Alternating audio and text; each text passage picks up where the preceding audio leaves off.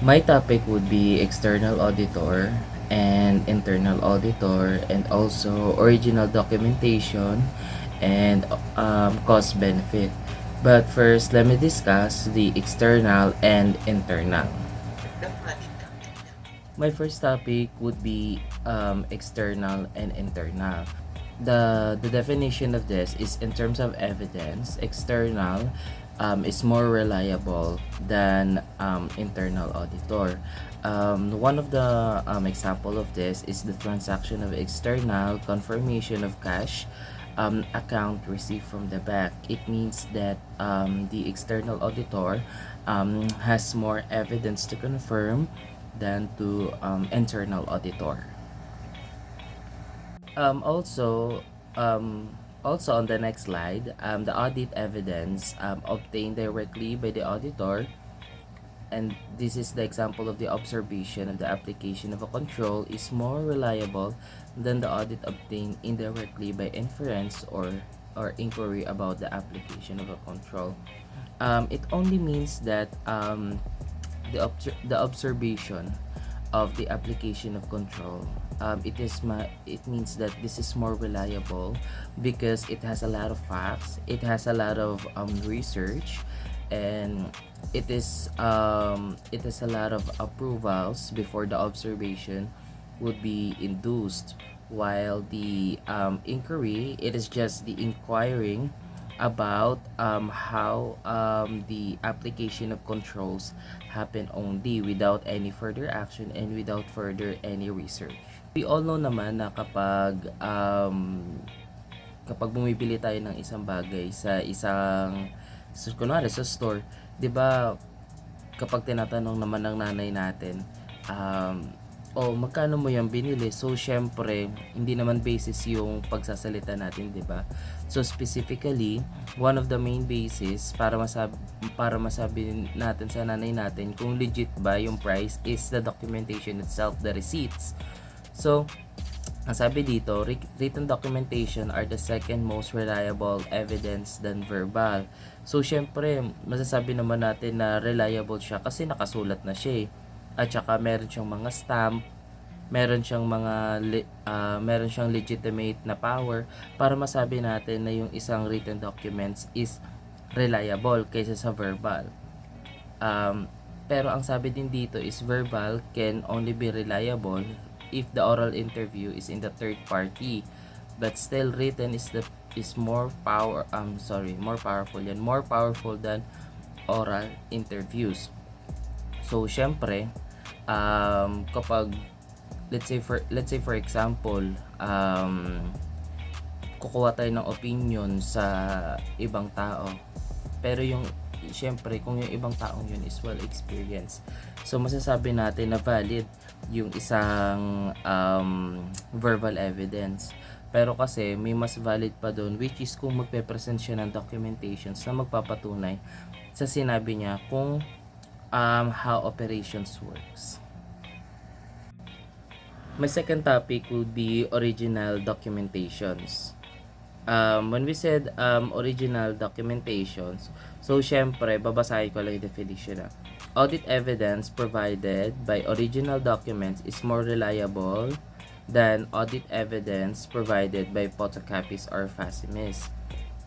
Ayun nga, so ibig sabihin nito, syempre, ano nga namang mas reliable? Syempre yung yung original kaysa sa photocopy, 'di ba? Kasi yung photocopy pwedeng madaya eh. Pwede ko lagyan ng ink yan, magbabago lang yung number. Pwede kong lagyan ng ibang letters yan, magbabago na yung definitions niya.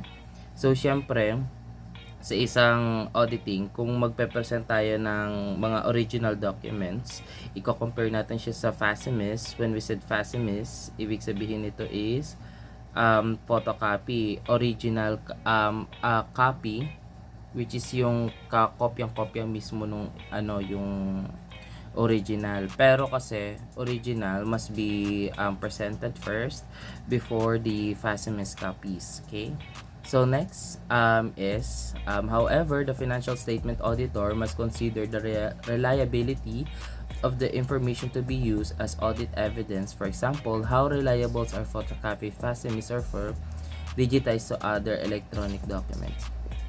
Consider the relevance of controls over the preparation and maintenance of the documentations. Actually, merong topic dito mamaya. It regards with the original documentations.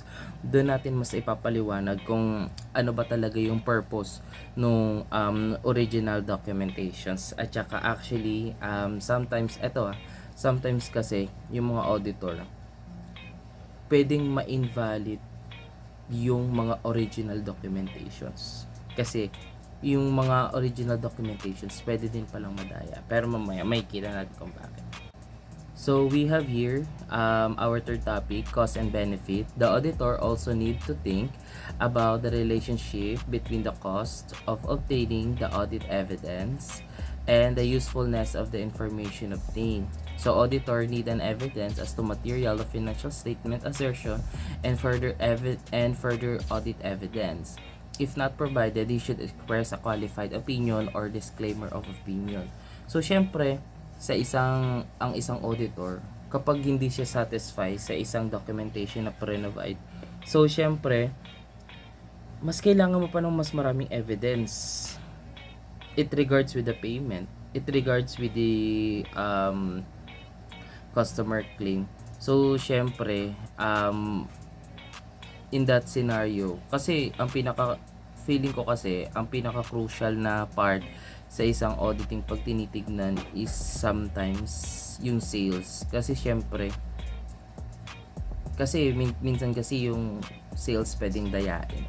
Tignan, mamaya makikita natin kung paano siya madadaya.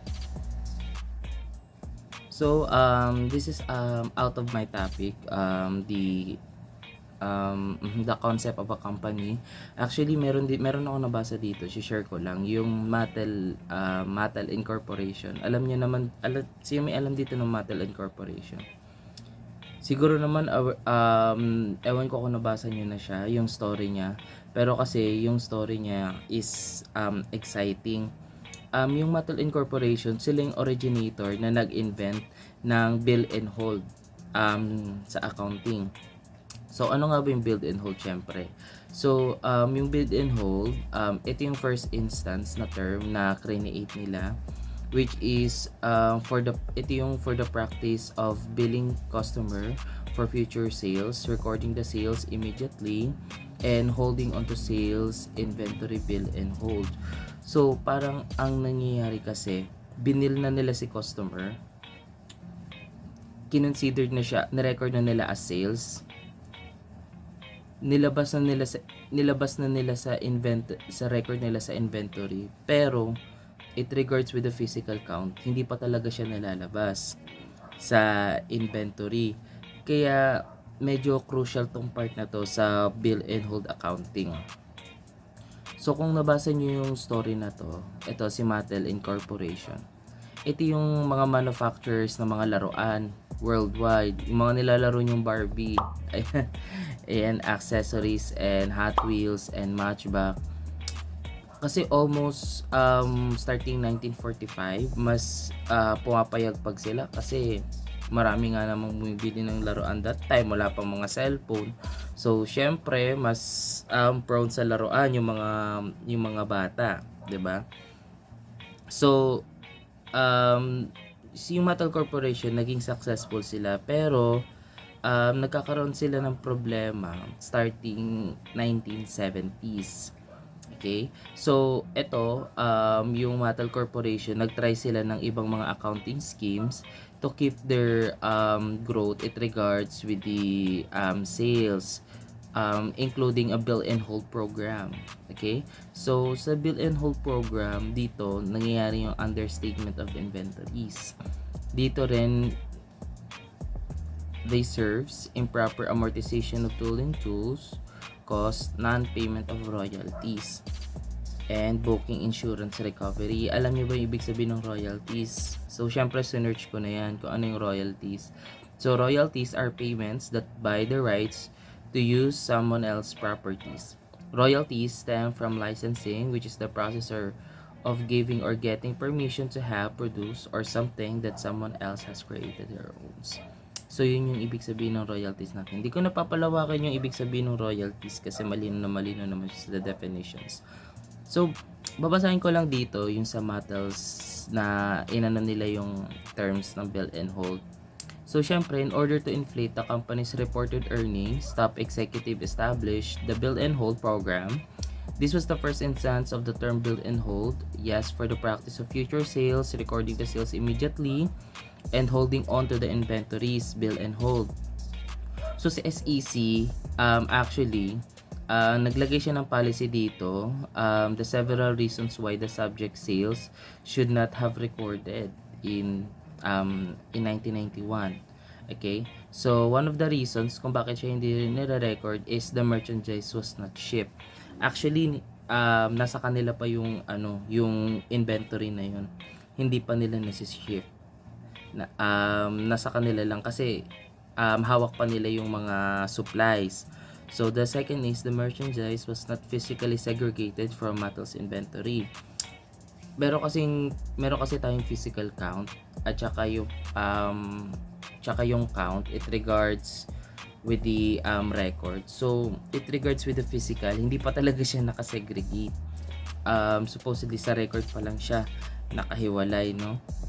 So, the next is the customer could cancel the order without penalty. Kasi pwede naman nilang cancelin yun kasi nasa kanila pa naman eh. Nasa kanila pa yung ownership. So, specifically, walang dun si customer. And then, material retained the risk of, Mattel retained the risk of ownership. So, it regards with the ownership, actually, hindi siya masyadong risky kasi nasa Mattel pa naman. In many instances, the invoice were prepared without the knowledge of the customer. So, hindi alam ng customer na nabigyan na pala siya ng receipts dahil kinonsidered na nila as sales. So, kapag kinonsidered na as sales, di ba? So, maglalabas ka na agad ng receipt. Kasi kung hindi pa naman sales yun, ba't ka maglalabas ng receipt? Eh, hindi pa naman benta. Di ba? So, ito yung nangyari sa loob ng Mattel Corporation. The Mattel, to support the bill and hold sales, Mattel prepared bogus sales orders, sales invoice, and bills of lading. So, ano nga ba yung bills of lading? Siyempre, sinerch natin yan. So, yung bills of lading, ang ibig sabihin nito is a legal documents issued by a carrier to a shipper that details the type, quantity, and destination of the goods being carried. A bill of lading also serves as a shipment receipt with the carrier deliver the goods at a predetermined destination. So yung bill of lading para siya yung order receipts mo na kung saan pwedeng i-deliver yung mga goods and products ng Mattel corporations, no? The bills of lading were signed by the same employees as both of themselves as a common carrier. So, ibig sabihin pa lang, yung documentations, dito na papasok yung original documentations na pwedeng dayain. Kasi, ang nangyayari kasi sa yung bill of lading, parang, kunwari, yung same employees, pwedeng sila na lang yung magpirmahan. Tapos, sa kanila na i-deliver, walang nakalagay na destinations kung saan i-deliver yung isang product. So, specifically, nagkakaroon ng fraud inside the between both employees kasi sila na lang magpipirmahan eh.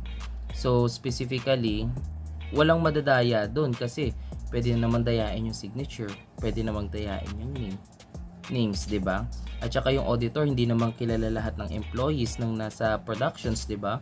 So, pwedeng madaya doon yung name ng customer. At ang isa pa sa sinabi dito is when the goods were actually as a common carrier were stamped, bill, and hold on the face. So, may stamp na din. So, ibig sabihin, ma-serve siya as legal documents, no? And then, when the goods were actually sold much later, Mattel's inventory record were full of errors. To resolve the problem, Mattel reversed the sales book, but this created negative sales for the next period. To fix that problem, Mattel booked a fictitious 11 million sales in general ledger but not in their accounts receivable. So, ayun nga naman, 'di ba? So, hindi possible kasi na hindi mag-match yung sales sa accounts receivable kasi yung amount na na-receive ng isang customer is hindi nga naman magmamatch sa sales dahil sa mga pinagagagawa ng mga employees. Kapag na-reverse kasi nila yung amount na yun, magsiserve siya as negative on the next activity. So, mas lalo magkakaroon ng problema. Kaya ang ginawa nila, they reverse another 7 million of the remaining bill hold in sales and fiscal on 1992. Ito naman, ito na. Ito yung auditor nila, si Arthur Anderson ng Mattel Corporation. So, ang sabi niya, inimbestigahan niya yung accounts ng Mattel. Sabi niya, mag-send kayo ng accounts receivable confirmation. So, nung nabalik na sa kanila yung accounts receivable confirmation, napansin niya na merong discrepancy on what the customers claim and what the Mattel's book. So, para ma-resolve yung discrepancy na yon ng kung ano yung na-receive mismo ng customer at kung ano yung book ni Mattel's. So, nanghingi siya ng mga copies ng bill of lading para malaman niya kung na-ship ba talaga yung mga inventories doon sa mga respective customers.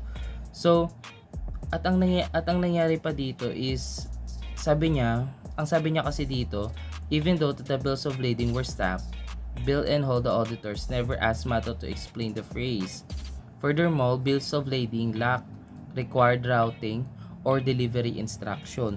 So, ibig sabihin, napansin niya na parang bakit yung bills of lading is lack of information in regards with the routing. Kasi 'di ba, pag magde-deliver ka naman, meron ka namang specific na pupuntahan, 'di ba? So bakit yung bill of lading walang mga places kung saan dinelivered yung mga product? So nagkaroon na ng question in mind si auditor kung anong nangyayari sa mga shinip na mga goods, bakit walang routing, 'di ba? So the employees signature as themselves and common carriers and did not get notice. Hindi mo naman ma-notice kasi hindi mo naman kabisado yung mga employees sa loob, 'di ba? Para lang kung manghihingi siya ng at makikita niyo yung mga signatures.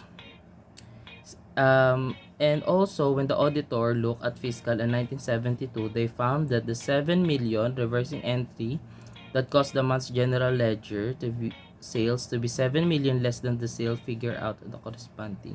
So ibig sabihin pala, nung tinignan niya yung previous transaction, mas mababa pala talaga sa 7 million dapat yung sales. Hindi dapat mas mataas nung napansin niya, 'di ba? The Anderson senior review the work papers wrote by the At ang isa pang sabi dito is parang nagsorry yung employees ang sabi kasi, the staff auditor accepted the explanation of Mattel employees about the invoicing errors. So ibig sabihin, yung mga invoicing errors, yung mga maling mga na record na transaction sa sales is yun yung inexplain ng mga employees, which is ang main reason talaga nun is nagpermahan sila kanya-kanya para ma-delivered siya as sales, 'di ba? So, ang sabi dito ni Anderson, sabi niya, ito yung sinabi niya na na-review niya yung mga work papers sa mga staff person. Ang sabi niya dito, need a better explanation. This look like a big problem, but the problem is investigated no further. Kasi nga naman napapansin niya na parang bakit ganun, ang lalaki ng mga discrepancies it regards with the sales. So sabi niya, so syempre ikaw auditor, kailangan mo ng explanation kung bakit nangyayari yung mga ganong bagay, di ba? So ito yung huli niya sinabi, had Arthur Anderson utilized analytical procedures to evaluate the overall reasonable of Mattel monthly sales, they should have discovered that monthly sales varied dramatically from 1970 to 1972. This was a result of error introduced by bill and hold scheme and subsequent reversals. So ayun, parang ang ginawa kasi ni Anderson, tinignan niya yung mga previous sales na parang masyadong malaki yung agwat pagdating sa sales ng kumpanya. So parang napapansin niyo na parang bakit yun parang nag-iiba. Bakit parang pataas, pababa, pataas, sobrang taas. So ang malaki talaga yung natutulot ng bill and hold kasi pwede kasi siyang gawin ng mga employees as fraud kasi matetempt ka naman na gawin yung ganong bagay para lang ma-maintain yung high sales nyo, 'di ba? So makakagawa ka talaga ng ibang bagay kapag madali siyang lusutan. So ano nga ba yung lessons netong na to, audit na ginawa ng auditor dito? Ibig sabihin nito, parang it regards with the documentation. Hindi pala lahat ng documentations pwede nating pagkatiwalaan. So, kailangan pala nating mag-investigate ng more information. It regards with the documentation. Hindi lang isang documentations ang kailangan natin. Marami. At saka, kung ano yung mga related transactions na pumasok doon. Okay? Kasi, yung mga ibang documents pwedeng dayain. So, kailangan nating maghanap ng iba pang documents. Maghanap pa ng mga ibang documents na magpapatunay na merong kakaiba dun sa transaction na yon. And then, ang sabi pa dito, unless he should express a qualified opinion or a disclaimer of an opinion. Unless, kailangan na ng explanations ng mga employees kung anong nangyayari sa loob para malaman kung ano ba talaga yung fraud na nangyari inside the matter. This would be considered as fraud kasi intentional siya na gawin ng mga employees. Thank you so much. Yun lang po.